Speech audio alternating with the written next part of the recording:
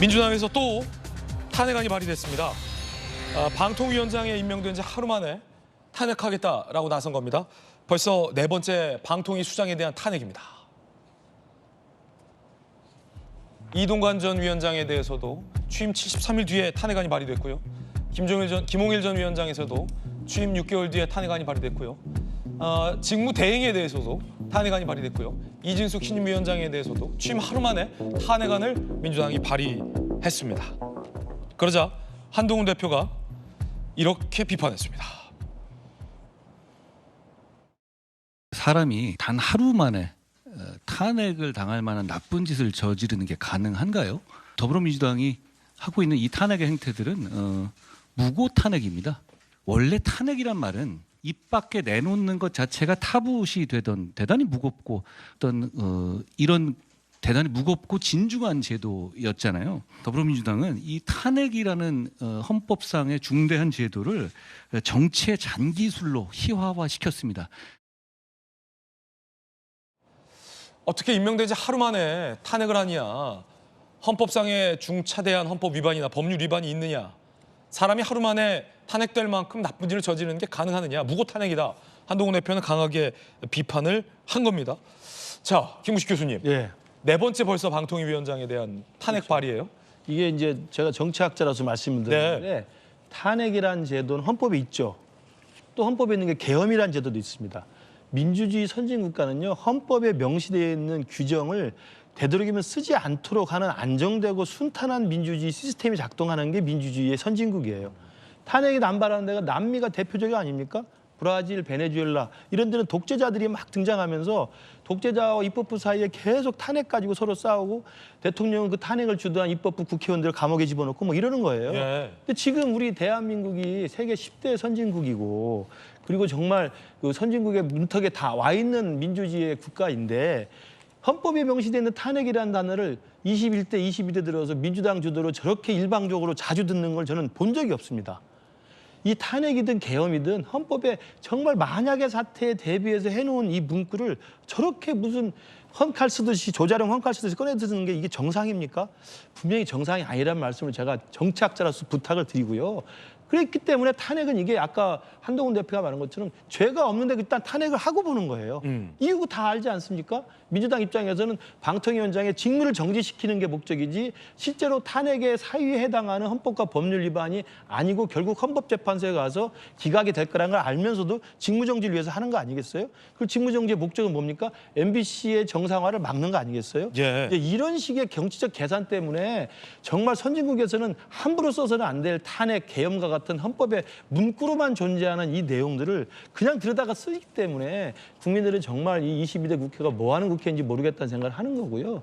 그리고 아까 저는 한동훈 대표 저 말의 표현이 굉장히 저는 국민들이 다가갈 거라고 생각하는데 임명된 지 하루지 않습니까? 임명되자마자 방통위원회 그 회의를 열어가지고 박문진하고 KBS 이사 선임을 했습니다. 이사 선임을 했다는 그 회의 한 번으로 탄핵을 지금 한 겁니다. 오늘 아마 본회의에서 통과가 되면 바로 직무정지에 들어갈 텐데요. 국민들은 보고 있을 거라 생각합니다. 민주주의 국가에서 과연 192석이라는 거대 야당들이 저렇게 탄핵이라는 정말 써서는 안 될 비상한 카드를 저렇게 남발하는 게 맞는 것인지 되묻고 싶습니다. 예.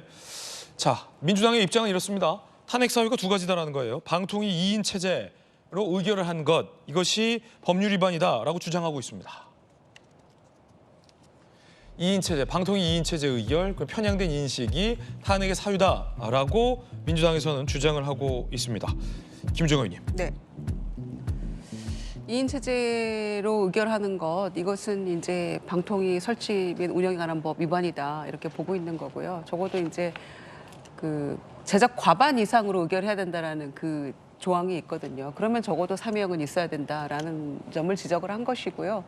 그다음에 이제 MBC 뭐 노조 탄압이나 뭐 불법 뭐 사찰 뭐 이런 논란과 관련해서도 그렇고 그다음에 뭐 5.18에 대한 또 위안부 문제에 대한 것들은 이미 역사적으로 평가가 다 끝난 것이고 누구나 국민들이 다 알고 있는 그 부분에 대해서도 논란의 여지가 있다랄지 뭐 껌껌이 말씀드리지 않겠다랄지 이런 모습들은 아마 이 부분에 대해서 한동훈 대표가 어떻게 생각하는지도 답을 좀 들었으면 좋겠는데 네. 그런 인식이랄지 매우 이제 그 노조의 혐오적인 그런 발언이랄지 인식이랄지 이런 것들에 대해서 심각하게 보고 있는 거고요. 거기에 더해서 지금 MBC와 이렇게 저렇게 얽혀 있는 부분들이 있기 때문에 그 현재 박문진 이사들이 기피 신청을 했는데 그것도 새로 선임된 김태규 부위원장하고 둘이서 기각을 본인이 결정을 했고 그다음에 이 KBS하고 박문진 이사를 한 80여 명에 대해서 이제 지원을 했는데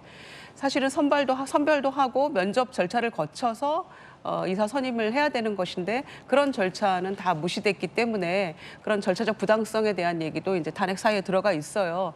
그래서 이제 그거는 오늘쯤 본회의에서 통과가 될 것 같은데 실제로 그 탄핵 사유에 앞서서 지원했는데 탈락한 사람들이 지금 그 효력정지 가처분 신청을 하겠다는 거잖아요. 그러니까 이거는 또 결론도 빨리 날 수 있는 거기 때문에 본인들이 뭐 절차적으로 제대로 그 평가받거나 면접이나 이런 것도 없이 그냥 뭐 거의 하명된 그 이사들 의결하듯이 그렇게 했다는 거에 부당성을 지적을 하고 있기 때문에 이게 오히려 탄핵 그 절차보다는 더 가까운 시일 내에 결론이 날 문제라서 이게 만약에 효력정지가 되고 받아들여진다면 이게 또 굉장히 심각한 문제로 또 이제 커지는 거죠. 그래서 여당에서는 이런 지적도 있는데 전용기 의원님 네. 탄핵의 사유로 방통위 2인 체제를 문제 삼았잖아요. 네. 근데 방통위 2인 체제를 초래한 게 사실은 민주당의 책임이 크다.